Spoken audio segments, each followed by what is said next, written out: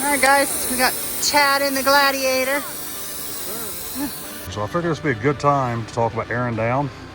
Let me go on the other side of the truck. Hey guys, this little tech tip for you guys. I'm gonna tell you something that probably no one's told you before, and it's gonna contradict what a lot of people think and know.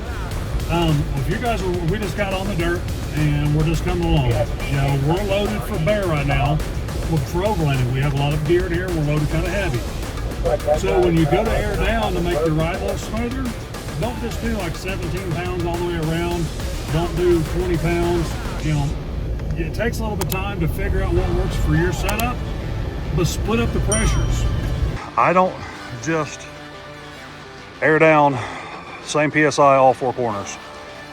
Where this truck is loaded heavy to the rear, I split my air pressures.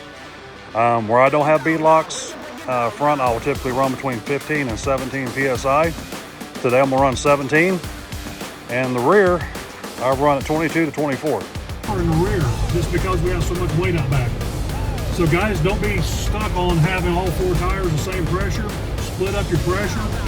Just kind of read it and see when the tires are looking half flat, and that's going to give you a good read on what pressure you need to be. So guys, just a little tech tip for you on something you probably haven't heard before.